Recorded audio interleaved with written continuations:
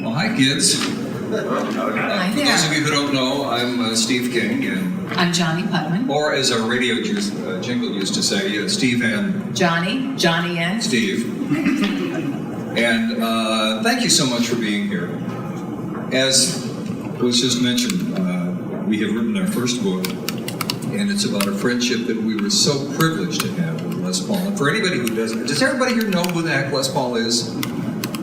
Well, for anybody who doesn't, without Les Paul, you wouldn't have electric guitars, sound body guitars, you wouldn't have echo, you wouldn't have reverb, we wouldn't have recording studios the way we know them today. Yeah. And the average kid wouldn't be able to noodle around and have the kind of fun that he can in his bedroom with all of Les Paul's toys. And possibly, we're told, sometime in the very near future, there will be a very special hearing aid that Les was developing with Shure microphones at the time of his death, when he was 94 years old. So I have a feeling that that's one of the things that sometime in our lifetime we're going to see these really, really special hearing aids that Les developed himself.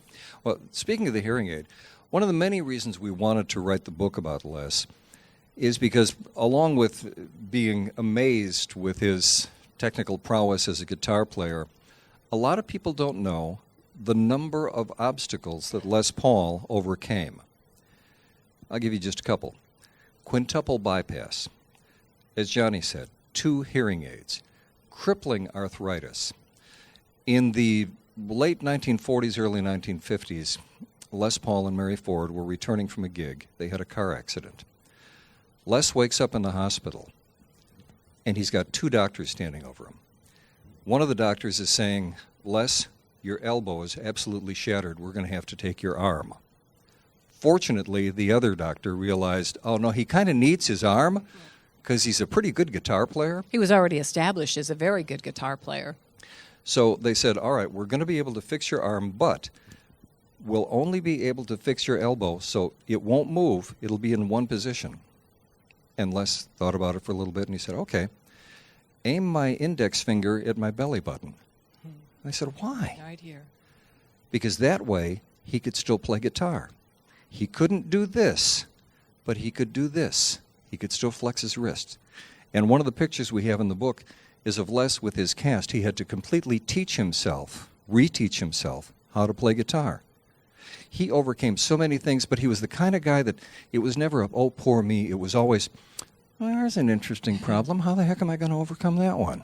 But he also said that the guitar is what helped him overcome a lot of the obstacles in his life. He used to say that a guitar was and could be, if you knew how to treat it right, could be your bartender, it could be your best friend, it could be your psychiatrist. And he said that was what he did throughout his life. He would turn to his guitar when he had difficult times or challenging times, and that's where some of these wonderful, crazy inventions came about. Well, and Johnny didn't mention one of the other things Les said, that it also had great curves and a G string. This is true. And you think about it, okay. And he also said in his 94th year, I may be 94, but I'm not dead yet. So he had a wonderful sense of humor. In fact, you want to tell them about the first time that Les ever said that to Johnny? We were down in Nashville. Yeah. We're backstage at the Ryman Auditorium with Les. And Scotty Moore had just walked in. Now, for those of you who don't know, Scotty Moore was Elvis Presley's original guitar player. He's the guy you see with Elvis on the 68 Comeback Special, on the Ed Sullivan shows. So when Scotty walked in, some pictures had to be taken. And Les was sitting on the couch. And right. And he looked at me and he said, Doll, would you help me? And I said, oh, sure, Les. And I leaned over and he put his arms around my neck. And I thought, he's a dead weight. He's just hanging around my neck. And I said, Les, you got to help me. I said this quietly in his ear. And he started giggling. He goes, no, I like it right here. So finally I hoisted him up and I said, you rascal, you. And, of course, he laughed and he said, you know, he loved women. He loved being around women. Yeah, that's when he first said, I may be 90, but I'm not dead. I'm not dead, yes, yes. We met him in 1991. Steve had the good fortune of being the first one to interview him. And being a guitar player, it was his dream to one day get to talk to Les Paul. So he was as nervous as you could imagine. I was so geeked out, and I had interviewed a lot of celebrities at that point, but this was Les Paul. And I was back in the office, and some of you who've listened to WGN for a while, you know, back in the day, I did half of the overnight show with Steve, and then I stayed around and I did traffic with Bob Collins until 10 o'clock in the morning. So this was a segment of the show. I said, don't worry, it's just you and Les. But I could tell that when you're nervous, your voice goes up a little high. What do you mean? And your breathing's a little different. And I thought, oh, Lord, please help him get through this because I can tell he's really nervous. Well, it took about 5 minutes before Les had him relaxed because he was so personable that I could tell that Steve was in the moment and he was enjoying it. And then in 1992, we started this once-a-month thing where Les would call us. And then I said, hey, I want to be in on this. You're not going to be the only one talking to him. And at the end of our time on the radio with Les, we had over 60 hours of audio interviews with him. And yes, some stories were repeated, but not a lot of them. He had a lot to say about his life. And I want to go back to that very first time that I interviewed Les. I will never forget, I'm not the world's biggest fan of digital technology. I'm old school. I like vinyl. I like analog. And just prior to the first interview I did with Les, Capitol Records came out with this wonderful box set. It's called The Legend and the Legacy. If you can ever find it, grab it. It's pretty hard to get right now.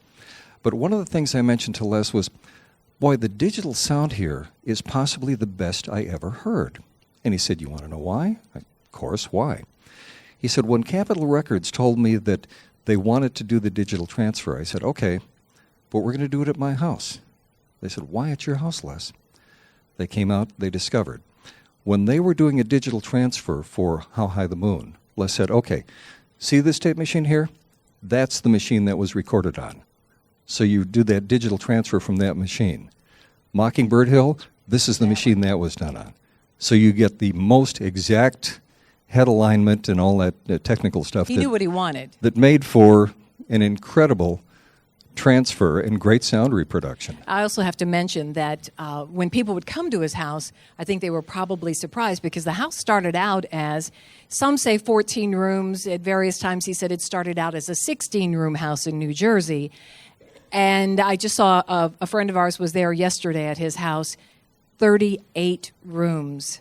He added rooms and added rooms. And the house is on the side of a granite mountain. And can you imagine every time he called out a crew, they would go, no, I don't want to go to Les Paul's house. Because he would have them break into this granite mountain because he wanted another studio or he wanted another playroom or... Well, at the end, he wound up with 7 recording studios in his 7. house. Yeah. And he was and how many guitars? Who knows? Yeah, he was a pack rat. And that your point is? That was one of the downsides of Steve becoming good friends with Les is because frequently I hear well, Les kept everything, and look how it came in handy. I mean, guitar players, you will understand this logic. Johnny has between 90 and 100 pairs of shoes. I only have 35 guitars. I mean, come on, I got to catch up. Yeah, right. Well, we would spar like that, and Les would throw his head back and laugh and say, you kids. He always made me feel like I was a kid when I was talking to him because he had that kind of personality. And then I would think when I was talking to him and he would just drop a name like Judy, and I would say, Judy, Les, what Judy are you talking about? Oh, doll, Judy Garland. And then he'd go into detail about the first time he met Judy Garland, and his memory was frighteningly good because I'll never forget the first time he told him of meeting Judy Garland. He told us what color dress she was wearing and the fact that the band on her hat matched her dress and basically what they had for lunch that day. Well, speaking of Les and his memory and some of the famous people, I would imagine we have at least a couple Cubs fans here. Okay. Les told us a story because he encountered a whole lot of people. One of his friends was Harry Carey. There was a time when Les and Harry were kind of partying out in Northwest Indiana. They were known to party. Yeah. And they were in Northwest Indiana, and they were trying to get to, I forget exactly where. They were trying to get back to WJJD for the morning show. That's right. Yeah. Because at that time, Les would be on WJJD as a country artist, Rhubarb Red. So they're trying to get back there, and they're driving down this street, and all of a sudden they can't keep going because there's a train blocking the intersection. And anybody who's driven through Northwest Indiana knows that's the norm. But as Les told the story, I'll never forget this. This is when I learned what a willy wag is. Anybody know what a willy wag is? Because I didn't know that when the gate comes down, that's called a willy wag. And so he said, and the willy wag was down. I said, whoa, time out. Can we talk about that on the radio? And he said, yeah, that's when the gate's down and the train was just sitting there.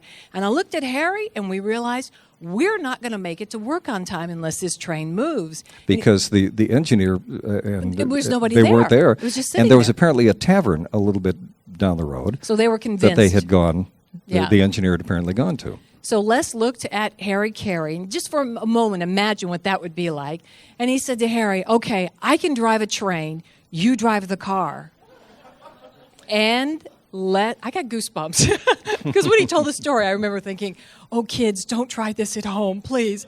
He drove the train down the road, and Harry then picked him up, and they were able to cross the crossing and make it to work on time. And they always wondered what the engineer thought when he came out of the tavern. And I his train haven't lost so much. on the train. He said maybe he never had another drink after that.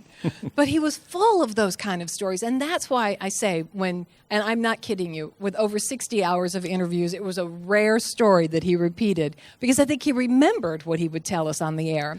But the book isn't just, yes, it's Les's interviews, but it's also behind-the-scenes stories of some of the concerts that we were privileged to be at and be on stage with Les. And a lot of pictures. We went through boxes and boxes of pictures because we had pictures with Les going back to pre-digital days. And he was a really, if you think about the distinguished awards that he received over the years, he really truly was a living legend. He was not only in the Rock and Roll Hall of Fame, but he's the only person on the face of the earth that's in the Rock and Roll Hall of Fame and the Inventors Hall of Fame. He's in the Country Music Hall of Fame, the Jazz Hall of Fame, Musicians Hall of Fame, Songwriters Hall of Fame, Engineers Hall of Fame, Sound Hall of Fame, and in 2008 he was granted the Medal of Honor. President Bush gave him that at the White House. And in fact, I love stories that he would tell about actually playing for every president, and he was waiting for his opportunity to play for our most recent president because he had played for, well, going back to Roosevelt. Yeah. But remember the story he told us when he was there with President Bush, and President Bush at one point said, "You okay, Les?"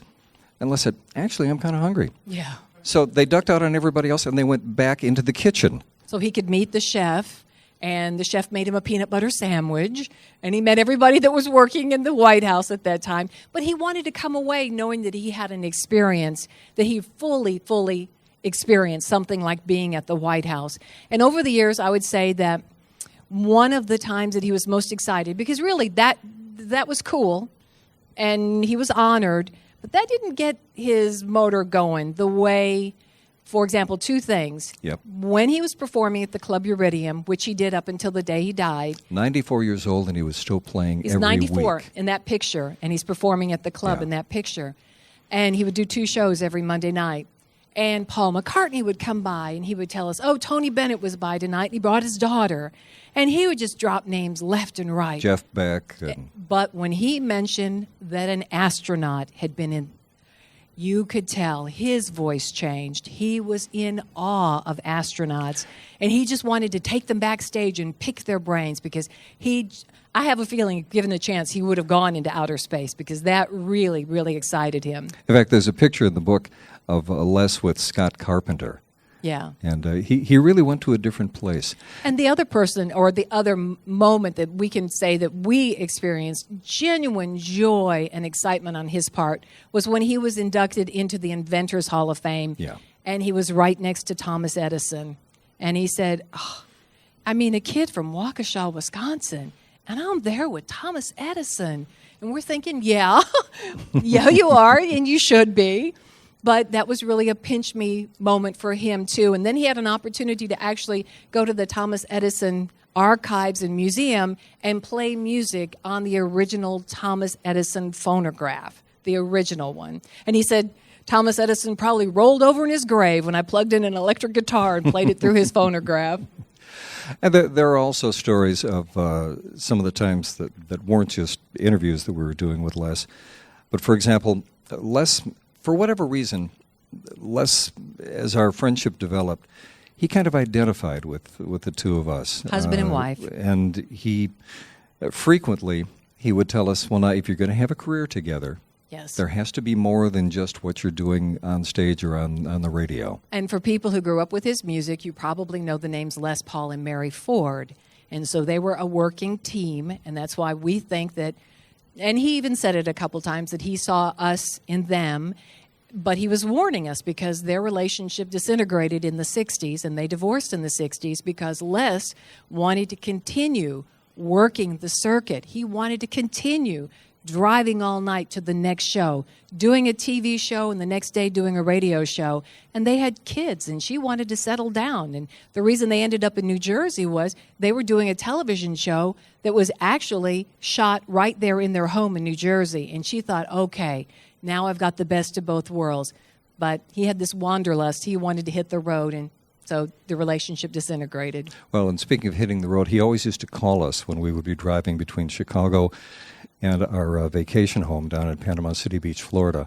And so many times Les would call, and we could tell that he must have just woke up, but he would stay on the phone with Johnny as I'd be driving and be asking what part of the area we were in, and was there this or that truck stop. He would, I mean, literally, I would hold the phone and I'm thinking, okay, I'm eating up my minutes, but it's Les Paul. All right. And he'd say, okay, doll, what mile marker are you at? And then I would tell him, and what's the next town? And he'd go off on a left turn and talk about traveling and being in that town in 1948. And he would give you the radio station that was closest to that town. And he was probably stretched out in bed because he slept all day, and he got up at about 5 or 6 in the evening. And that's why we had the good fortune of having him on our all-night show for all those years, because he was wide awake at 2 and 3 o'clock in the morning. Now, I want to scoot down there because I want to show you something. You see this guitar here. This is something, we were blown away when Les gave us this guitar. He said he wanted to give us something, and we thought, okay, it's going to be a picture or a record album or something like that. Do we have musicians in the audience? Yeah. You can take a look at the Just guitar. imagine for a moment if Les Paul says, I'm going to give you a guitar. And you're thinking, oh, cool, a Les Paul guitar.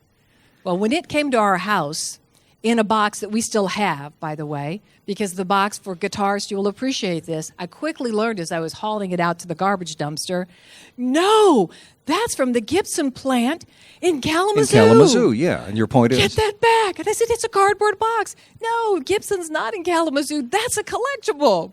So we have the box with the peanuts in it from this guitar. I'll hold this guitar up, and then we're going to put it back in. You can take pictures. If you do, I would suggest that you kind of stand back a little bit so you don't get the reflection.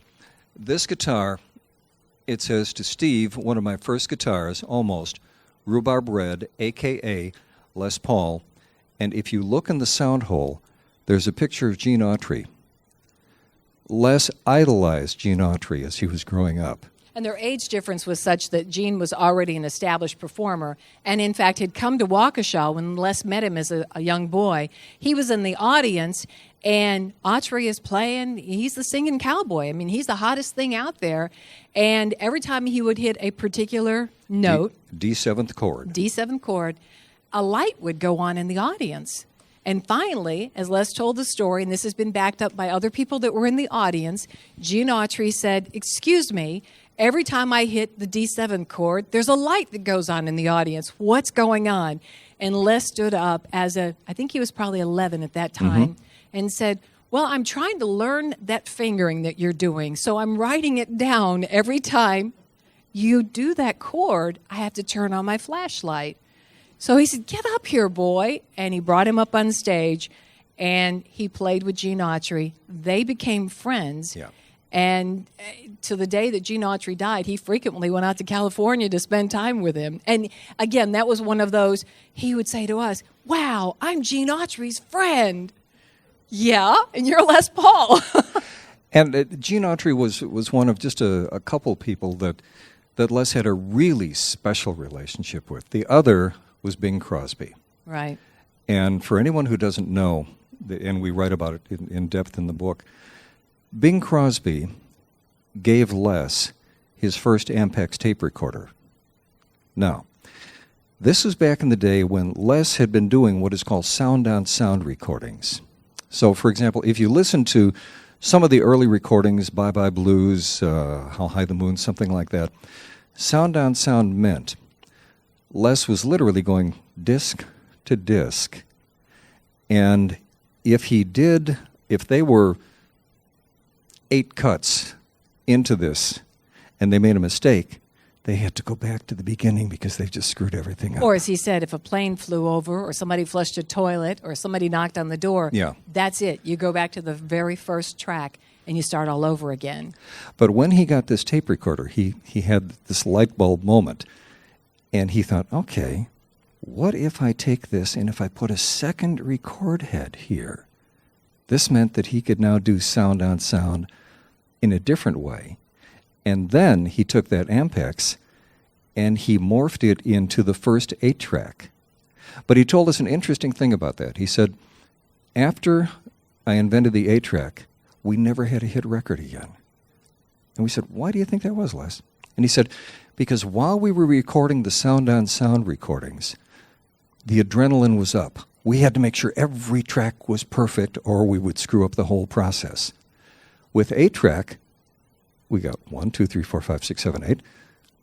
Put the bass here, put the lead here. Oh, I made a mistake here. I can go back and correct that, and the bass is okay. He said it took away that adrenaline. It took away that excitement. And one of the interesting things to us was that Les didn't have another real hit record until the record that he did with Chet Atkins, Chester and Lester. And if you don't have that, it belongs in your collection.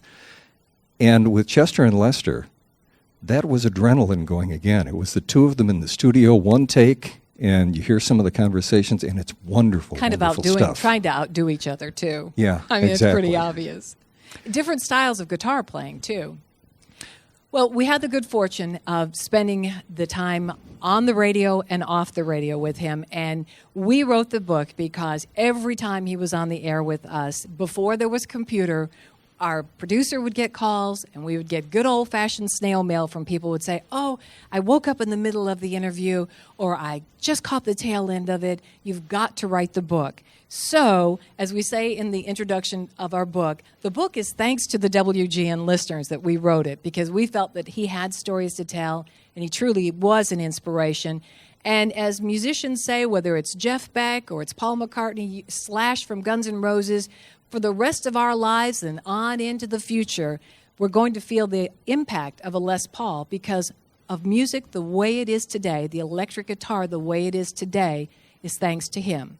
And one of the other things we should mention, one of the reasons that we brought this guitar, when Les gave it to us, we said, well, Les, that belongs in the Rock and Roll Hall of Fame or museum or something like that. And he said, will you show it to people, won't you?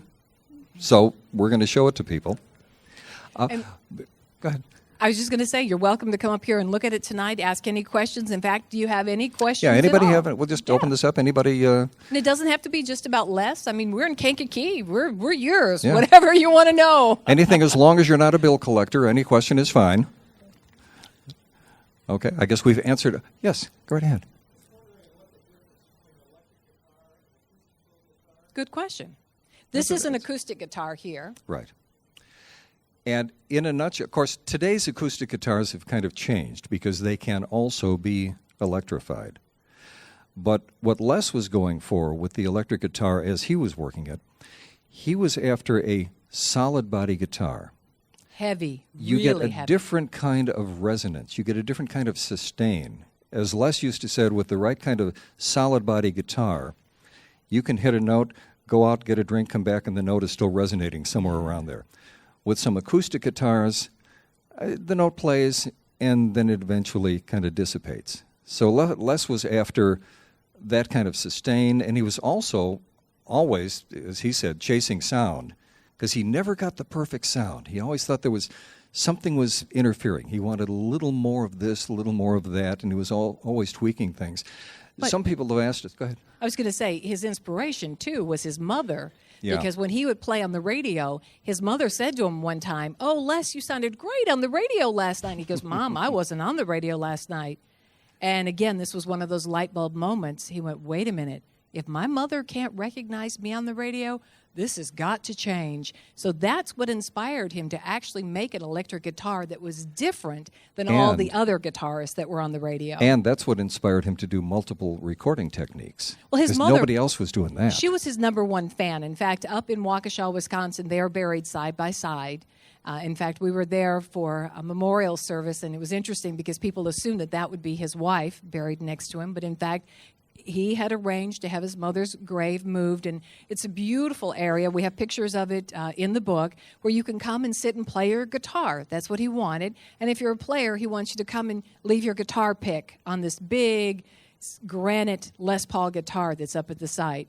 But his mother was, he talked to moms on the radio many times who wanted to know, well, what kind of guitar should I get my son or daughter? And he'd say the one that they want. If they really want to play. If they want to play acoustic, get them acoustic. If they want electric, you got to get them something that they will play. Because his mother probably put up with a whole lot. She said, "Sure, tear my telephone apart. Yes, son, you can have the radio. Break it apart. You need a flywheel from the Cadillac? Go ahead, take it." Because he needed all of these parts as he was doing his inventions. And she was right there saying, "Go ahead, do it, whatever it takes." Les's first picks, he broke off some of the piano keys. The actual and he would piano use that key. little piece of ivory. That was his And then first pick. He filed it down. And I said, "Wasn't your mother mortified?" He goes, "No, she told me, Les, if that's what you need." He had been using a hair comb, and it just wasn't right. And she said, "You need something thicker." In fact, she was the reason why he played guitar, because he started out on piano. And she said, "Son, you can't carry a piano every place you go." Yeah. So he came home with a harmonica one day, and he said, I think she was about ready to slap it out of my mouth, because she said, "No son of mine is just going to play harmonica." And when he got a guitar, she said, "Now I can see you riding a horse, playing a guitar." And so he stuck with the guitar. He had a brother who was about 6 years older than him. And Les told us the story. He said, the best way to describe the difference between me and my brother, if my brother walks in the room, flicks a switch, light goes on, oh, light went on, fine. Like most people. Les walks in, flicks a switch, light goes on. Why did that go on? Yeah. What caused the switch to activate And then probably take it something? apart. And that's just how his mind worked. He Yeah. always wanted to discover those kind of things. Why? Well, in fact, we sent him. Anybody here remember a radio that we used to advertise called the Sea Crane radio? Okay, it was a radio that you could get long-distance stations really well. And before the internet, people would say, "Well, I'm going to Florida for the winter, and I want to be able to get you." And said, "Well, try the Sea Crane radio." So we sent him one, so he wouldn't have to sit out in his driveway and listen to us sitting in the car. And we called the Sea Crane folks, and we said, "We'd like to give him one, and won't you be thrilled? He'll talk about it on the air." And the first day he got it, and we got him on the air. We said, "So what do you think about the radio?" And he said, "Well, I haven't actually listened to it yet. I took it apart. He wanted want to to see know how what it makes worked." it work." And it's probably still apart. Well, we're going to scoot back to some of the tables back there if you have any questions or Sure. want to wander up and say hi. By the way, we should mention some of the people that are here with us from our publishing company. Diane is back there. And also... Oh, Steve just stepped out. Steve just stepped out? Well, he will be wandering back in. And Steve is Steve Alexander, who you hear in the mornings, filling in for Orion Samuelson. And also, there's another guy sitting in the back there who's heard most of these stories. In fact, he was around when most of these stories were originated, because he's one of our engineers from WGN Radio, and that's the man in the blue shirt back there. That's Adam Actually, Phillips. Honey, that's a green shirt. Well, blue-green. He's the one with the cute babies. His little boy, he's got Gavin and Tyler with him today, and I love those kids, and I'm so happy he came out because Adam is a Kankakee guy, and he was probably with us starting at 4 o'clock in the morning, because Les would usually be with us until 4 or 4:30 in the morning. Now, are Gavin and Tyler going to be doing autographs tonight? Yeah. Okay. By the way, before we get off the stage, we would like to mention, as Steve Bertrand, not to be confused with the Steve Bertrand at WGN Radio. These Steve Bertrands are a dime a dozen. From this neck of the woods, too. Yeah. We do drive-bys on the radio. In fact, the next time we're going to be on the radio will be Thanksgiving morning. We're filling in for Steve Cochran. And then we're going to do Black Friday. And I have a feeling that Steve actually went to management and asked them if we could work on Black Friday so I wouldn't go to the mall at 3 o'clock in the morning. I have no idea what you're talking about. So what we here. will do on the radio is we will be getting reports from the mall, so I'll know where to go when I get off the radio at 10 o'clock. Darn. And then we're going to be on the air on Christmas Eve. And this year, for the 21st year, we're doing our cheap date, Life After Dark, New Year's Eve extravaganza from the Showcase Studio. No cover charge, no dress code. You can come naked for all we care because you're in your house. Well, and I don't know how many of you remember that in radio surveys, it was proven that we had more PWPs listening to us than any other radio show. In Did the anybody country. remember what PWPs stand for? PWPs. People without pants. The concerning thing was when truckers would call and say, "Hey, I'm a PWP and I'm on the road." Too much information. Oh, no. No. So, We're going all over the place. As a matter of fact, this weekend we're heading back down to Nashville. And if anyone is going to be down in the Nashville area, Monday we're going to be on the morning show on Hippie Radio down in Nashville. Tuesday we're going to be on the morning show on WSM with Bill Cody. And then we're traveling down to the Gulf Coast, and we're going to be doing some appearances down there.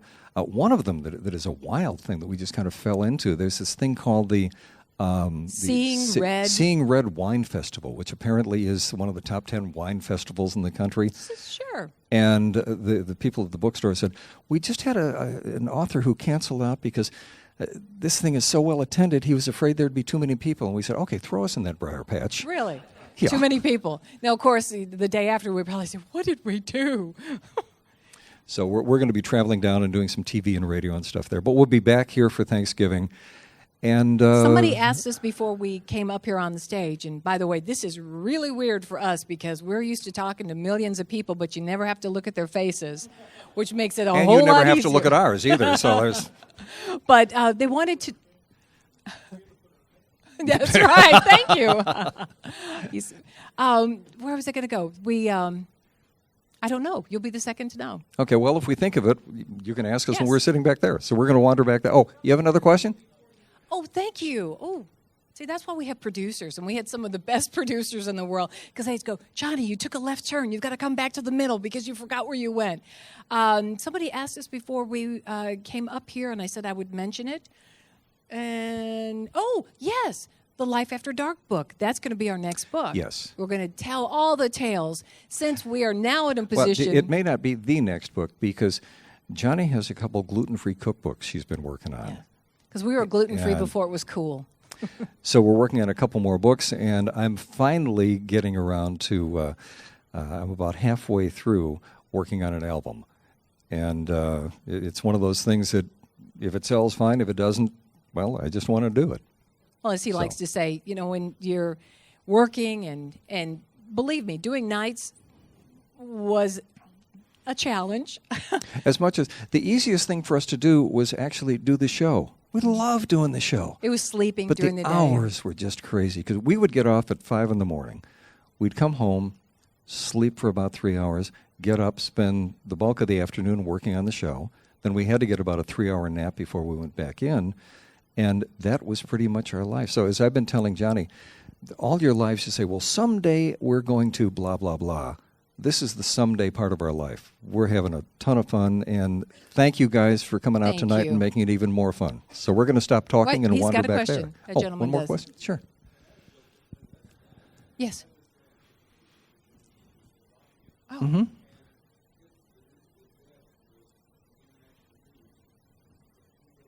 Yeah. Wow. Yeah. Mm-hmm. Right. That's Well- interesting because anybody who listened to our show knows that there's another guy that we used to have on all the time, Tommy Emmanuel. And Tommy Emmanuel is an amazing guitar player. And in fact, Les said a number of times that Tommy was the man. He was the guy. And now I mention him because not only did Les have the utmost respect for him, but Tommy learned you've got to cultivate that audience. And we just recently talked to him, and he was in Slovenia, and he said, we can't talk to each other, but my music talks for me. Yeah. And, he was playing to 15, 20,000 people at a time. As a matter of fact, a couple things about Tommy. Tommy is one of the people who wrote some pieces that are included in the book, some memory pieces about Les. Charlie Daniels is another one. We introduced these people to Les, Charlie and in fact, Tommy. And one of the stories we tell in the book, Charlie Daniels, and he doesn't remember all the details of this, but Charlie was in the studio with us one night, and we start talking about guitars, and Charlie only plays Les Paul guitars. And at one point he said, boy, it's a shame that I never got to meet him before he passed away. And I looked at Johnny, and Johnny just kept he Charlie just went talking. like this, meaning keep talking to him. And I very quietly on the talkback, I said to our producer, get Les on the phone. Now, Charlie honestly thought he had died. So when we came out of a commercial, I thought, oh, this is really mean. Because Charlie's at my elbow and Steve is across from me, and he was practically giddy. And Les comes on and he says, so is this the guy that chased the devil down to Georgia with his Les Paul guitar? Well, this is Les Paul. And you should have seen the look on Charlie's face.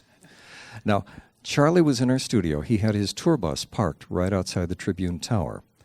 And when he finished up the show with us, he had a couple days off.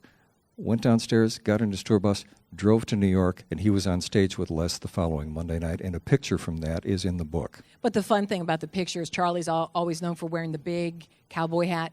He took his hat off for that show out of respect for Les. So it's kind of a weird picture because they both look absolutely giddy in the picture, but Charlie without a hat's kind of an interesting sight. But some of the other people, Dwayne Eddy, the man who you probably remember from Rebel Rouser, and Peter Gunn, he was a dear friend of Les, and Dwayne Eddy did the foreword to the book, too. So, Local girl, Muriel Anderson. Yeah. We introduced Muriel to Charlie. Let me, pardon me for interrupting you, but let me go back to actually Muriel and Tommy Emmanuel. Muriel is coming to town. We're going to be emceeing Muriel's homecoming show at Downers Grove High School the Saturday after Thanksgiving. Tommy Emmanuel is coming to town. He's going to be at the Park West on the 11th of December. We're going to be introducing Tommy at that show. So that's some of what we have We going on. want to see some good guitar players. Amazing, award-winning guitar players. But now we're going to shut up, wander back down there, and if you... Well, actually, yes, ma'am. His first big break would have been in Chicago, and that's why he enjoyed doing Chicago radio so much. And when he was in the studio with us and spent an entire night with us, and we tell the story about kidnapping him from the House of Blues. They're still not happy about that. And bringing him over to our studio. But he often talked about how he came down from Waukesha, and he would, at that time, was performing not only on WGN, but he said he didn't even put his guitar in a case. It would be snowing. But he would go right across the street, and he would play at WBBM. He'd go down the street, and he'd play at WLS, and he'd come back to GN and do another show. And it was just, that was his day job as Rhubarb Red, the country guy. But at night, he was playing the taverns up and down Broadway, where he was doing jazz at night. But he talks so much in the interviews about how much he credits Chicago with having really been the city that pushed him over the top. Absolutely. Actually, on the very last page of the book, there is a secret note that tells you how you can listen to some of those interviews. Was that a blatant plug or what? You're gonna, aha! Blatant plug. Anybody else have any other questions? Yes, sir. Yes, sir.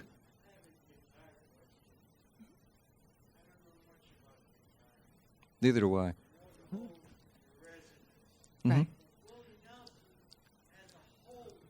Yes. Yep. Yep. That's a good question. It's not just the resonance, but in Willie's guitar, and Willie is like me. Willie names his guitar. That guitar is named Tigger because it's the horse that brought him to the dance, and he's going to ride it as long as he can. But in the case of Willie, that's an old Martin guitar, and Trigger. as guitars age, the wood gets in some cases, depending on the kind of wood it is, it gets a better tone. So that's why he loves that guitar. And that's really the only guitar he plays. And if you've never heard Willie do jazz, he's an incredible jazz guitar player. He's seriously good. And that's Trigger, not Tigger. Oh, I'm sorry. Did I say Tigger? Tigger. You're thinking of Tommy Emmanuel, because that's our nickname for Tommy Emmanuel is Tigger, because he's bouncy, bouncy. Anybody else? Okay. All right, we're going to make our way to the back, and you're welcome to come back. Thank you. Thank you.